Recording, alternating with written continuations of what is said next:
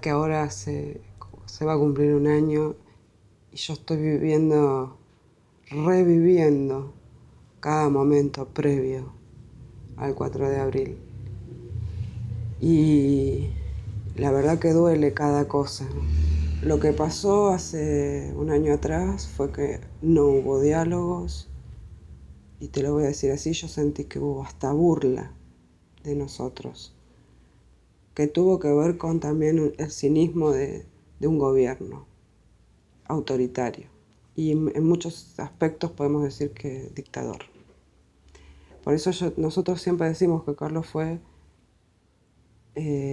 un fusilado en democracia.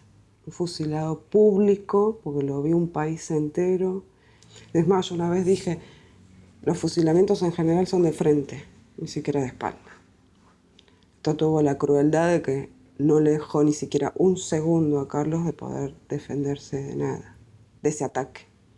Que ese ataque no fue solamente a Carlos, fue un ataque y un mensaje directo a los trabajadores, a los que se manifiestan, a los docentes puntualmente. Acá en la provincia era muy importante, digamos, que el docente se volviera al aula, se quedara quietito y dejara de luchar. Carlos luchó en el aula, pedagógicamente, en el barrio, pateando el barrio, como se dice, asistiendo, como muchas veces lo hacemos los docentes, y pateó las calles pidiendo por la educación pública, por la salud pública, porque una provincia tan rica como ayer hablábamos en relación al petróleo y demás, es así, es casi, qué sé yo, podemos decir que es de una crueldad terrible que haya pobreza en Neuquén directamente.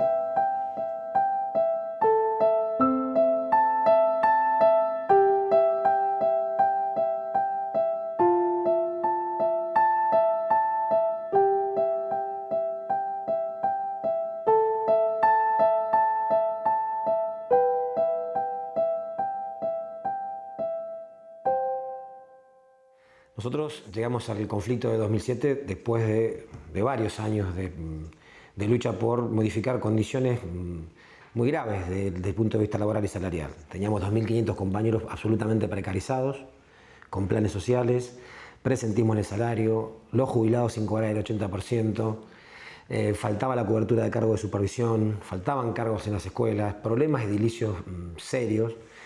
Y obviamente todo esto hacia un contexto en el cual un gobierno que no generaba ningún ámbito de discusión para poder resolverlo. Esto dio cuenta de cómo fue la política de Sovich en cuanto al tratamiento de la protesta social, esto remitiéndonos nada más que a analizar nuestros reclamos del sector, y que termina obviamente con la represión de Rollito y el fusilamiento de Carlos, ¿no? Nosotros llegamos a Rollito después de casi más de 30 días de huelga, habiendo intentado por todos los medios encontrar algunas instancias de discusión que permitieran resolver esto. Y bueno, orgánicamente definimos en nuestras asambleas, ya cumplido todo ese mes de distintas marchas, movilizaciones, gestiones y demás, de no encontrar una respuesta, decidimos ir a Rollito. Cuando se resuelve esto de Rollito, obviamente que era pensar en algo que pudiera provocar un impacto tal que el gobierno diera cuenta de cuál era la situación y que destrabe una instancia de discusión. Lejos de destrabar la instancia de discusión, se armó un operativo policial de tal magnitud que hay pocos registros de antecedentes de tanta violencia, tanto ensañamiento, y que tuviera la habilitación para hacer lo que hicieron finalmente, ¿no?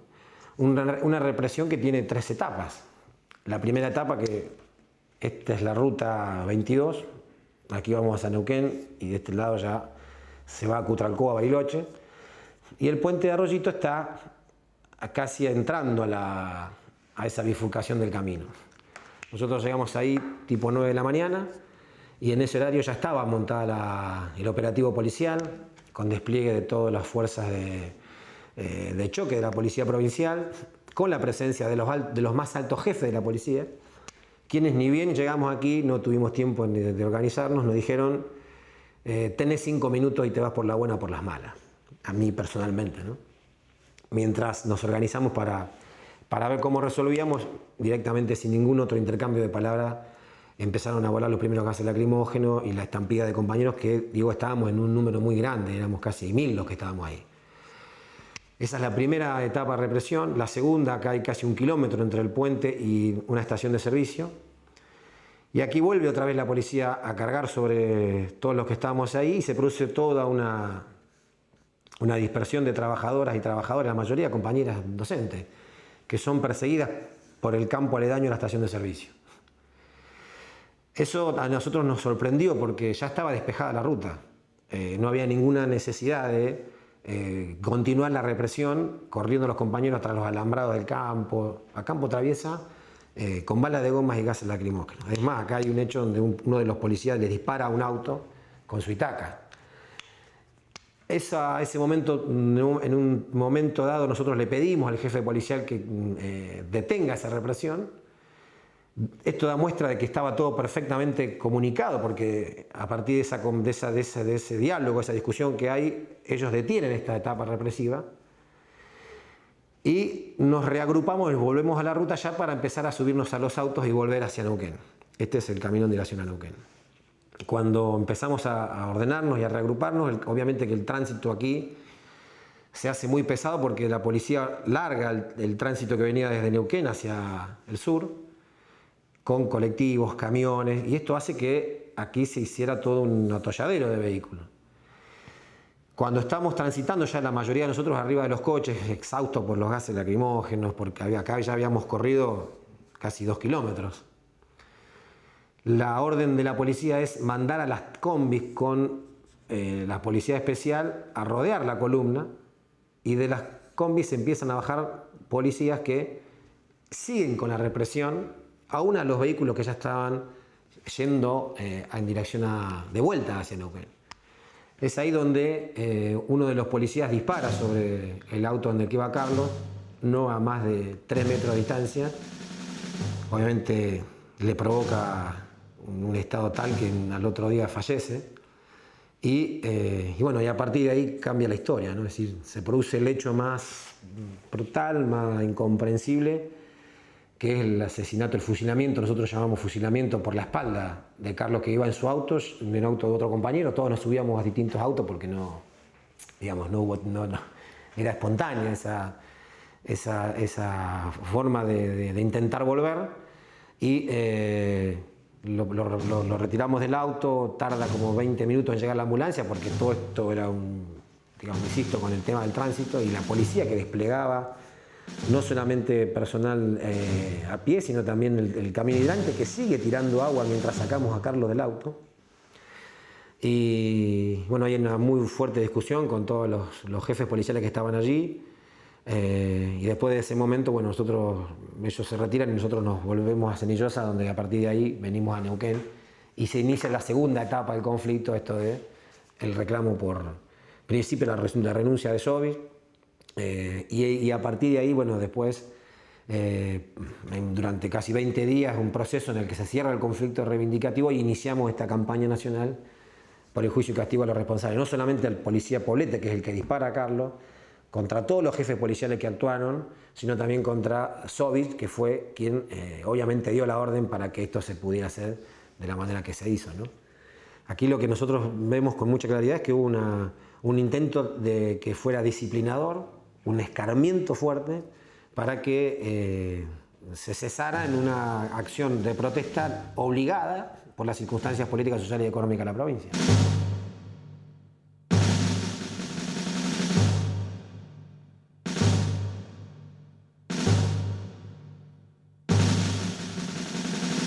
son dos causas que hay. Que el objetivo de esta división fue poder identificar rápidamente la autoría material del hecho. Nosotros la cuestionamos porque entendemos que es uno solo el hecho, que se produce desde la llegada al puente hasta el asesinato, el fusilamiento de Carlos.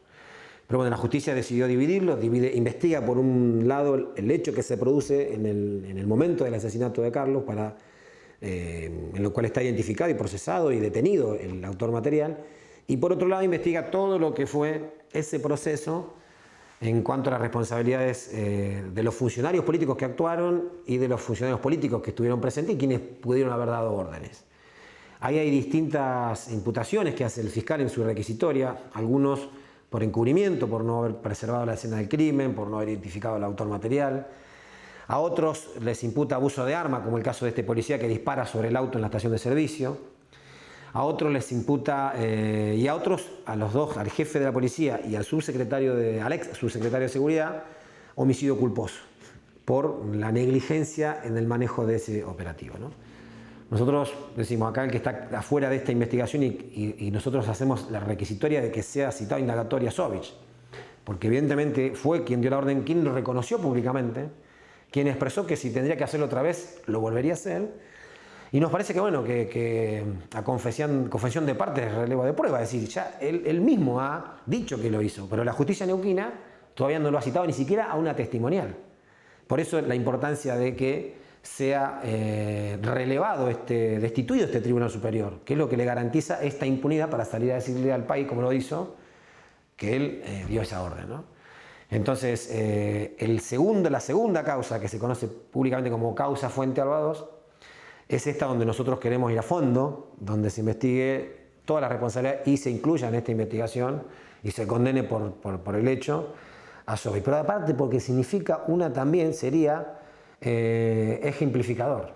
Porque ¿cuál es la responsabilidad que tiene un gobernante? Generar condiciones de seguridad en las situaciones que sean. No generar un clima en el que se habilite para que estas cosas sucedan. Y Sovich hizo eso durante todos los años de su gestión, sobre todo en los últimos. Sus declaraciones públicas eran una invitación a matar. Entonces, una habilitación para hacerlo. Entonces, esto no puede quedar en la democracia argentina como algo que no fue juzgado. De ahí también que nosotros, en esta campaña que hacemos, nos hemos reunido con el presidente de la Nación, nos hemos reunido con diputados, con senadores, hemos estado con miembros de la Corte Suprema de Justicia de la Nación. O sea, nos parece que la Argentina no puede tener este precedente de que en una movilización pacífica de trabajadores la respuesta del Estado sea el fusilamiento. Es un muy mal precedente y obviamente que esto no puede quedar así y es una responsabilidad del Estado provincial y nacional poder llegar a que todos los que tuvieron que ver con esto tengan que sean juzgados y condenados, ¿no? Sí, acá está Salazar, Renzafre, Matus, Pascuarelli, que son los jefes de policía que estuvieron en el operativo en Arroyito, que fueron los que dieron las órdenes de reprimir y de escarmentar. Por supuesto ahí está, Sovich, que fue el que dio la orden al resto para que se fusilara a Carlos. Esos son los responsables.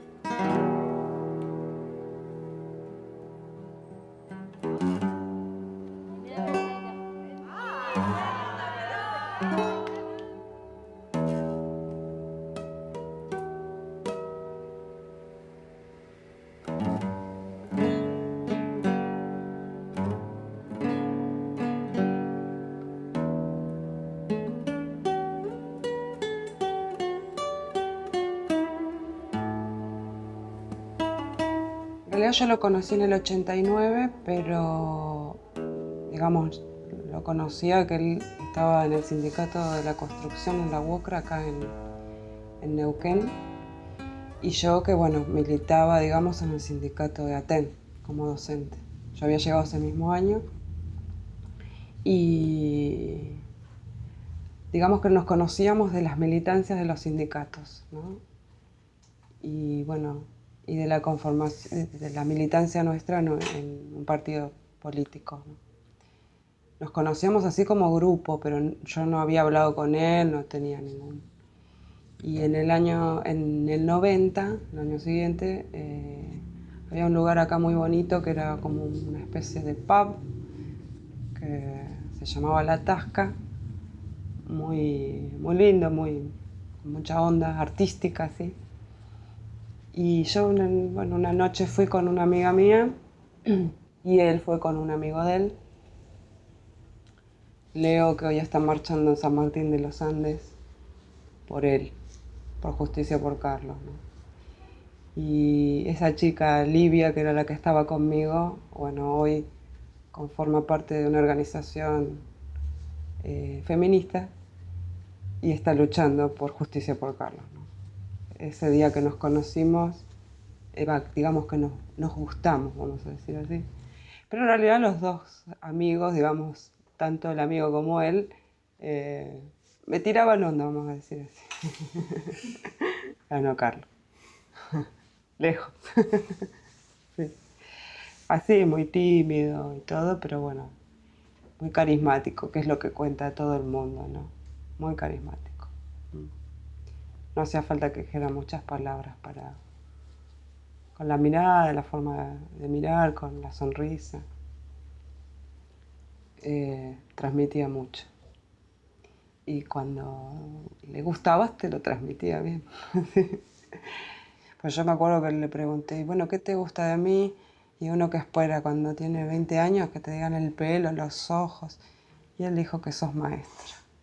Y en eso tenía que ver todo esto, que, digamos, qué tipo de docente él quería ser y qué buscaba, ¿no?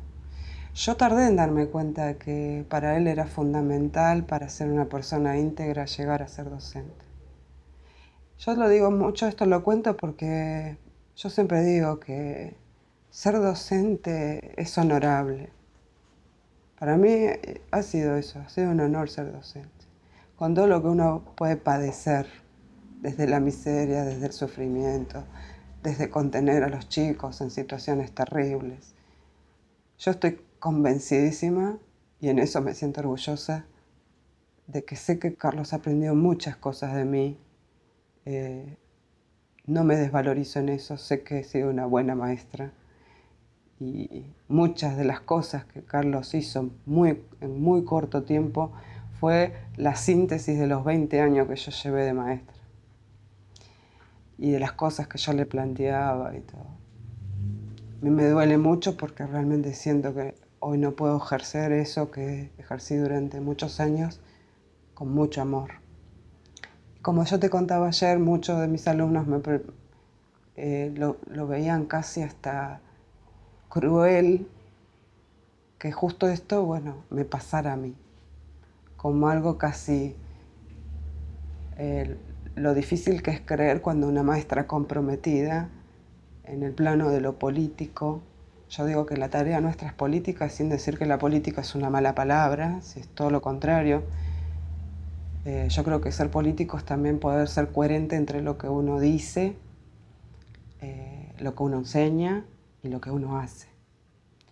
Es mejor estudiar que robar, es mejor estudiar que te den todo, es mejor estudiar que te subsidien, que cuando todo eso es un camino mucho más fácil que el de valorar el estudio, ¿no?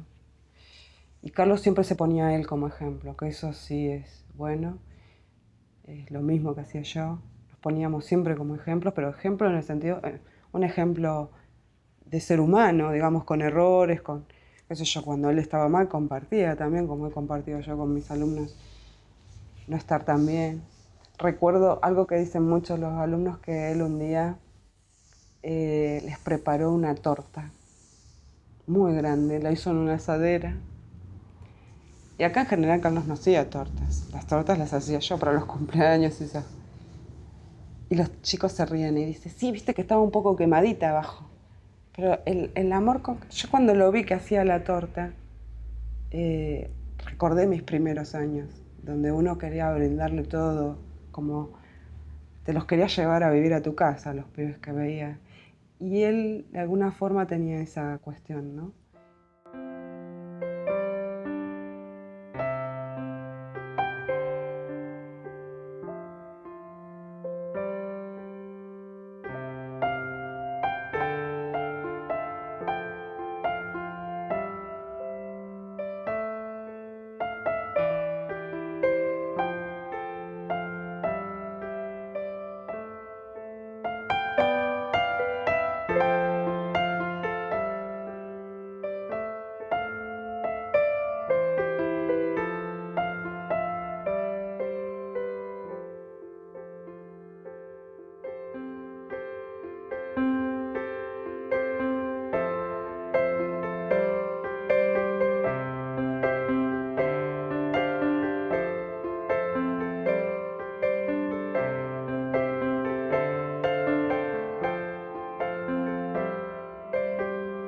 Sentaba acá arriba y me decía, ¿y Mari, las tortas fritas?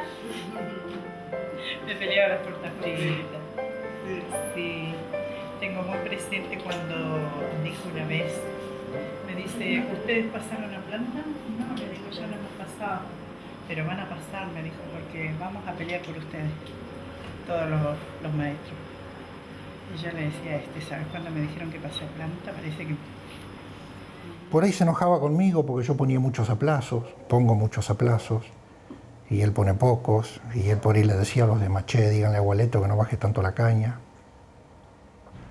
Y yo no soy así de dar besos, ¿no? Así de saludar a la gente con besos. Y hay gente que yo veo en la semana, yo hago mi saludo anual, que es del inicio del año y del final del año. Y bueno, no, y con él no había manera, porque bueno, él venía, entraba, me decía, ¿está todo bien? Está todo bien, venía, me daba un beso y bueno, y entonces todo me gastaba y me decía, claro, dice, con Carlos sí, con el resto no, y bueno, pero él siempre, cada vez que venía, siempre preguntaba cómo estaba. No solamente a mí, sino iba haciendo así la pasada por todos, ¿no? En la preceptoría, en la cocina, bueno, la cocina por el lugar donde se entraba, y bueno, y está todo bien, está todo en orden, necesitas algo. Las cosas sencillas de la vida son las que hacen las grandes cosas. Si uno debe pelear desde lo chiquitito, desde lo cálido que puede ser esto, como vos lo viste, observar un rato largo un escarabajo en el lago Rivadavia, disfrutar de ese momento que quedó en una foto.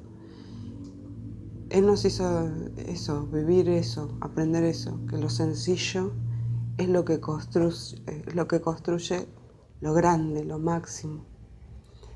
Y que lleva un camino de no conformarte y sentirte pleno. Yo estoy fuerte porque Carlos no dejó pasar ni siquiera una sola ráfaga de aire sin respirar. La forma que él vivía la vida, que nos llevaba a las tres a vivir ese, es de la persona que vivió sencillamente y sabiamente. Él fue así, un gran tipo, un buen tipo. Como hay muchos, tal vez a través de la vida de Carlos uno sale a defender eso. A los que peleamos el mango, a los que queremos llegar a ser felices. Por eso esto más que una cuestión política es una cuestión humana, que debería definirse la gente si está a favor de la vida, a favor de la muerte, y también decir que no hay otros enemigos más que esto, los responsables de la muerte, del fusilamiento de Carlos.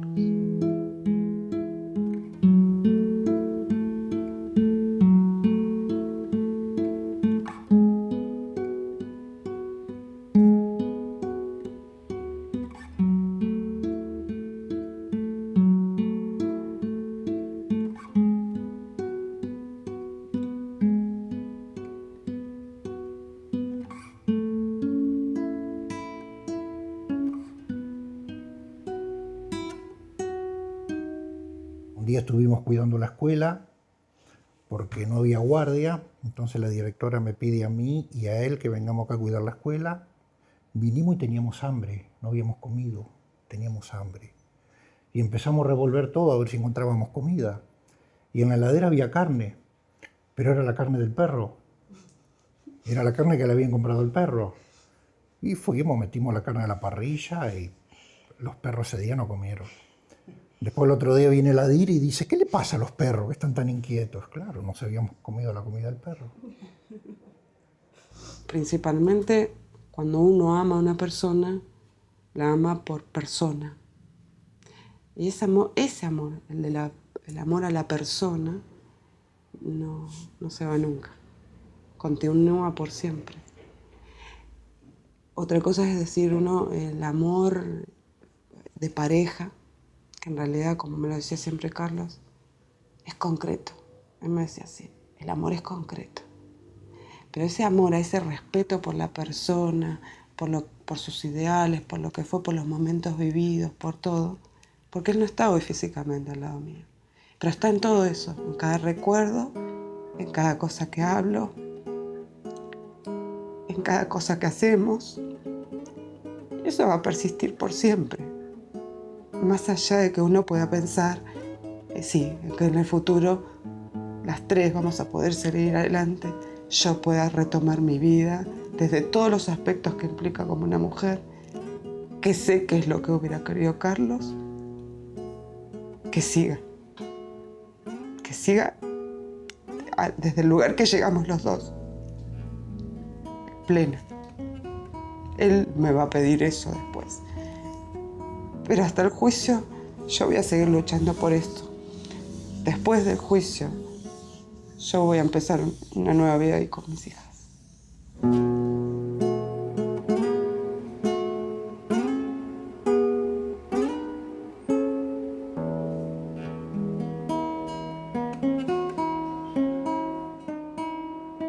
Carlos estuvo en los partos de mis dos hijas.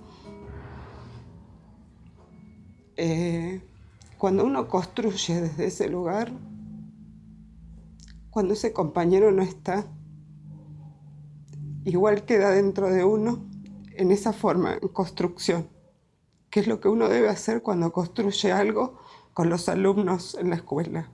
Es la forma que uno los hace fuertes. Y eso era la idea que tanto aprendí de Carlos. Yo creo que él era un constructor de interior, ¿sí? De ideas, de espíritu, mucha fortaleza. Lo hemos comparado muchas veces con un roble, ¿no? Por lo fuerte, ¿no? Todo lo que tiene que ver con lo natural. Y lo hermoso. Lo hermoso, sí. Tierno. Hemos pasado muchos momentos, desde Navidad hasta ahora, muy difíciles. Camila cumplió 15 años este año y sí había sueños para esa fiesta de 15. Que Carlos no era muy de rituales en relación a eso, pero él podía prever y vislumbrar esta belleza que has visto, que es Camila, que yo le digo que su papá le tira baldes de belleza para sostenerse. Y sí, a Aricue le cuesta mucho, porque es muy chiquitita, aunque es grande de cuerpo, así como Carlos. Tiene entereza, mucha entereza. Pero el otro día sí, las tres, solamente lloramos por él, reviviendo aquellos días duros en que tuve que darle una noticia casi inexplicable de lo que lo que significaba la muerte de su papá, ¿no? Ese asesinato. ¿Cómo haces para explicar un asesinato? Más un asesinato público. Papá salió a protestar y no volvió. No sé, hay una gran ausencia en esta escuela y hasta el día de hoy se sigue sintiendo.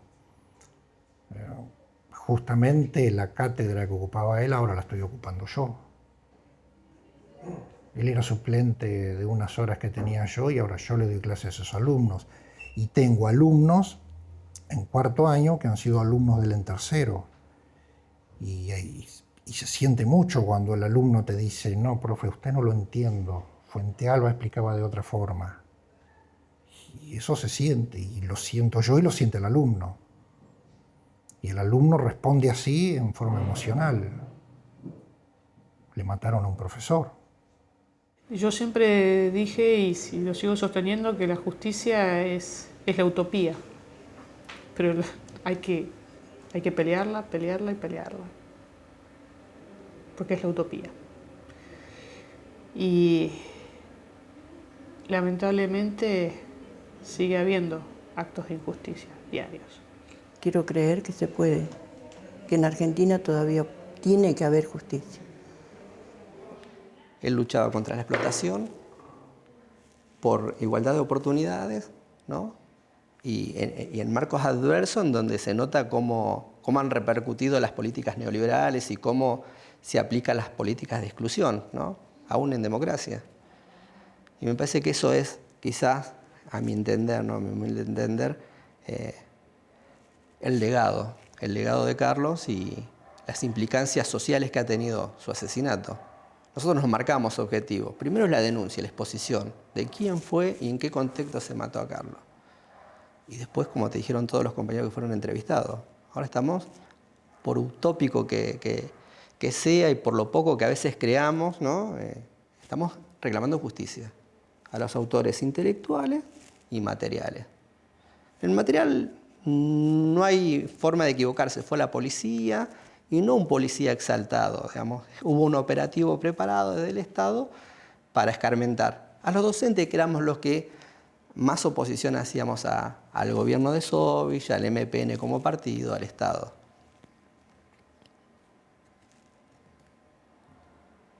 Y ahora cárcel. Más allá que hubo otros como Costequi Santillán y muchos trabajadores que murieron en otras situaciones,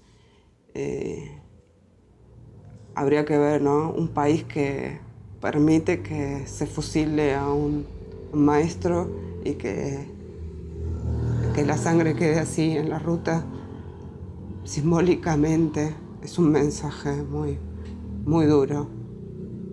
Es de un grado de enfermedad muy, muy grande. Por eso nuestro pedido de justicia es imperioso, ¿no? Nosotros pedimos justicia ya, pedimos que lo mínimo que se pueda hacer es que sean castigados todos los culpables ideológicos, políticos, materiales. Hubo cinismo en los que obedecieron las órdenes. Si uno escucha las filmaciones, las compañeras fueron muy agredidas. Carlos fue agredido en su auto antes de que Poblete disparara. Yo digo que aunque haya muerto solamente Carlos, fue un genocidio eso. Y por genocida debería pagar el exgobernador Jorge Sovich, que fue el que dio la orden. Y esto no tiene que pasar ni 10, ni 20, ni 30 años. Esto tiene que ser ahora. Esto tiene que ser ya. Él reivindicó esa orden. Mi hija Camila lo vio en la televisión cuando él dijo que lo volvería a hacer.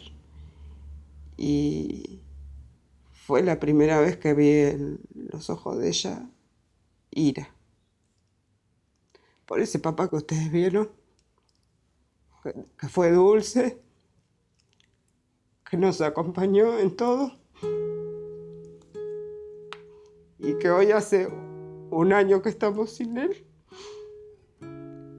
Y a un año solamente está Poblete procesado y estuvieron los jefes de policía como Pasquarelli, Salazar, Soto, Rinsafri, que fueron los que obedecieron esas órdenes hicieron todo lo posible para que muriera Carlos y querían que murieran otros. Y Sovich reivindicó eso. Él hizo apología de la criminalización de la protesta. Eso es lo que nosotros no podemos permitir como sociedad. Fue una muy mala clase pública esa. Y nuestra lucha es eso, revertir esa clase pública que se quiso dar ese día.